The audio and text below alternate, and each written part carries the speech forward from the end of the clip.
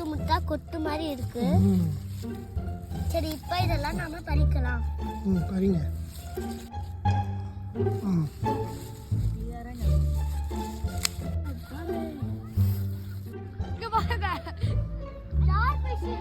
இது பாருங்க, star fish மாதிரியே இருக்கு.